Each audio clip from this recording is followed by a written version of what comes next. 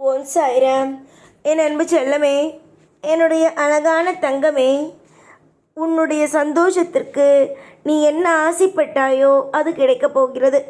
என்னதான் சொல்கிறீர்கள் சாயி? முழுமையாக சொல்லுங்கள், நானும் கேட்டு சந்தோஷமாக இருப்பேன் என்பதுதான் உன்னுடைய மனதில் இப்பொழுது கேட்டுக்கொண்டு இருக்கும் ஒரு விஷயம். நான் உன் வாழ்க்கையில் எடுக்கப் போகும் விஷயத்தை சொல்கிறேன், முழுமையாக என்னுடைய தங்கமே.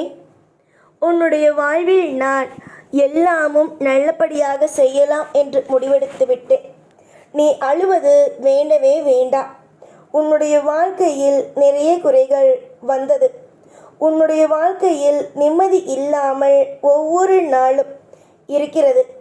நீ என்னிடம் அடிக்கடி கேட்கும் ஒரே ஒரு விஷயம், நான் நல்லபடியாக இருக்க வேண்டும் என்று நினைத்தாலும் ஏன் எனக்கு எப்பொழுதும் கெட்ட விஷயங்களே நடக்கிறது? என்னுடைய வாழ்க்கையில் நீங்கள் சொல்கிறீர்கள், நல்லதை நினையுங்கள், நல்லதுதான் நடக்கும் என்று. ஆனால் நான் நல்லதுதான் நினைக்கிறேன். ஆனால் ஏன் எனக்கு மட்டும் கெட்டது நடக்கிறது? நான் மட்டும் என்ன எப்போ பார்த்தாலும் கஷ்டத்திலேயே இருக்க வேண்டுமா? அதுதான் உங்களுடைய ஆசையா? நான் எப்பொழுதுமே அழுது கொண்டே இருக்க வேண்டுமா? அதுதான் உங்களுடைய ஆசையா என்று நீ என்னிடம் கேட்கிறாய். அம்மா, என்னுடைய ஆசை உன்னை அழ வைக்க வேண்டும் என்பது அல்ல, உன்னை மற்றவர்களுக்கு நேராக வாழ வைக்க வேண்டும் என்பதுதான். ஆனால் சமீபத்தில் ஒரு பிரச்சனை வந்தது. அந்த பிரச்சனையில் நீ தடுமாறினாய். உனக்கு யாருமே இல்லை என்ற ஒரு நினைக்கு வந்து நாம் அடுத்தது என்ன செய்ய போகிறோம் என்று முழித்தாய். அப்பொழுது என் மனம் தோன்றிய ஒரே ஒரு விஷயம், இந்த பிள்ளை தனிமையில் இருக்கிறது. இந்த பிள்ளைக்கு ஒரு அழகான ஒரு பாடத்தை சொல்ல வேண்டும். இது தனிமையில் இருந்தாலும், எல்லோரும் இருந்தாலும், யாராக இருந்தாலும் நான் ஜெயிப்பேன் என்ற ஒரு முடிவுக்கு இந்த பிள்ளை வந்து தனிமையிலேயே எல்லா விஷயத்தையும் செய்ய வேண்டும் என்பதுதான். தங்க பிள்ளையே, நீயும் உன் குடும்பத்தில் இருப்பவர்களும் அதிகமான வழிகளோடும் வேதனைகளோடும் இருக்கிறீர்கள். என்னிடம் நீ அடிக்கடி கூறும் ஒரே ஒரு விஷயம் என்ன தெரியுமா? எனக்கு அதிகமான கவலை இருக்கிறது, வேதனை இருக்கிறது. இந்த வேதனையில் இருந்தெல்லாம் என்னை நீங்கள் மீட்டெடுக்க வேண்டும் என்பதுதான்.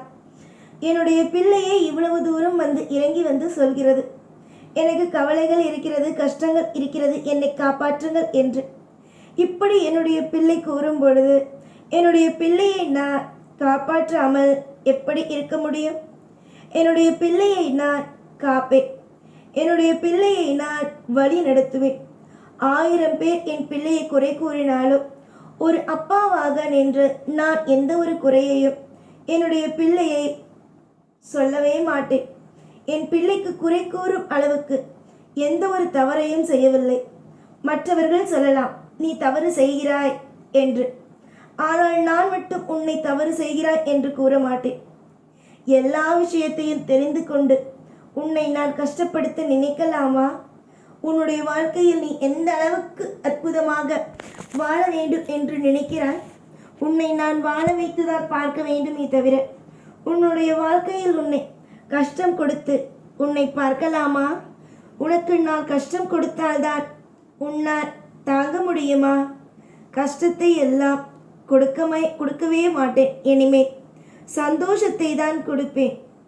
அழுத நாட்கள் அனைத்தும் மறைந்து வாழ்க்கையில் இனிப்பான நாட்கள் அனைத்தும் பிறக்கும் காலங்களும் வந்துவிட்டது.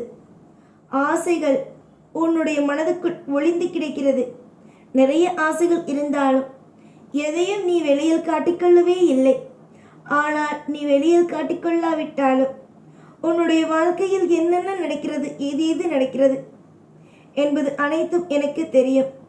நிச்சயமாக நீ என்ன நம்புகிறாய்?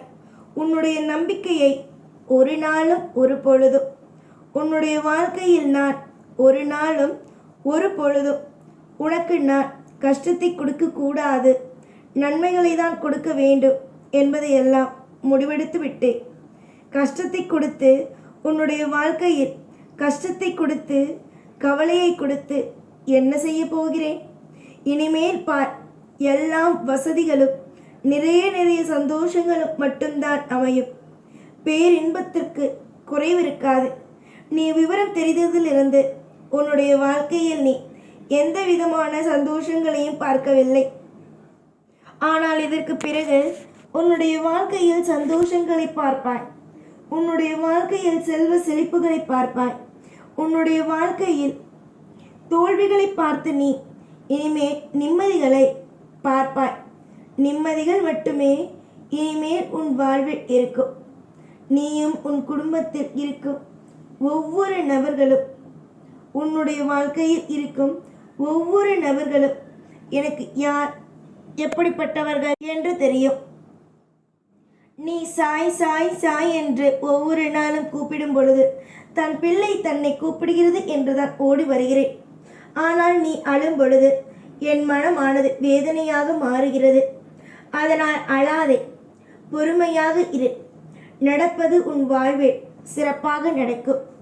உன்னுடைய மனதளவில் நீ நினைத்து கொண்டு இருக்கும் சௌபாக்கியங்களும் சந்தோஷங்களும் உனக்காகவே கிடைக்கும். நீ அழுவதினால் மாறாது. நான் உனக்கு இன்றும் சரி என்றுமே சொல்லும் ஒரே ஒரு வார்த்தை, நீ அழுகிறாய் என்பதற்காக இங்கு எதுவுமே மாறாது. இந்த உலகத்தில் நீ பொறுமையாக இருந்தால் மட்டும்தான் எல்லாமும் கிடைக்கும். உன்னுடைய வாழ்க்கையில் நீ சந்தோஷமாக இருக்க வேண்டும் என்றால் நீ அமைதியாகவே இருக்க வேண்டும் என்பதுதான் தங்க பிள்ளைக்கு நான் இப்பொழுதும் சொல்வது. உன்னுடைய வாழ்க்கையில் அமைதியாக இரு. காலங்கள் உன்னை சோதிக்கிறது, அதை என்னால் புரிந்து கொள்ள முடிகிறது. ஆனால் நான் இனிமே உன்னை சோதிக்க மாட்டேன். இந்த காலத்திலும் இருந்து நேரத்திலும் இருந்து உன்னை நான் காப்பேன், நல்வழி நடத்துவேன். 1000 பேர் உன்னை தூற்றினாலும் உன்னை யாருக்கு மத்தியிலேயும் நான் தூற்ற விடமாட்டேன். ஏனெனில் உன் வாழ்க்கை இனி சொர்க்கத்திற்கு சமமாக இருக்கும். எனக்கு நல்லது நடக்குமா என்ற கேள்விகள் வேண்டாம். நல்லது மட்டும்தான் நடக்கும். உன் வாழ்வில் இனி செழிப்புகள் மட்டும்தான் அமையும். நல்லது நடக்குமா என்ற கேள்விகளை அனைத்தையும் விட்டுவிட்டு நல்லதுதான் நடக்கும், என்னுடைய வாழ்க்கையில் இனிமே யோகம்தான் நடக்கும், என்னுடைய வாழ்க்கையில் இனிமேல் சந்தோஷம்தான் நடக்கும் என்பதையே நினைத்துக்கொள். எதை நீ நினைக்கிறாயோ அதுதான் நடக்கும். எந்த ஒரு விஷயத்தை நீ எதிர்பார்க்கிறாயோ அதுதான் உனக்கு கிடைக்கும். ஆரம்ப காலத்தில் நான் உனக்கு சோதனை கொடுத்தேன். ஆனால் இனிமேல் உனக்கு சாதனைகளை கொடுப்பேன், அமைதியை கொடுப்பேன். நிச்சயமாக நீ எதிர்பார்ப்பது போல வாழ்க்கையை கொடுப்பேன். சந்தோஷத்திற்கு எப்பொழுதும் குறையில்லை. உன்னோடு நான் இருக்கும் வரைக்கும் இனி உன் வாழ்க்கை எல்லாம் திருப்தியே. ஓம் சாய்ராம்.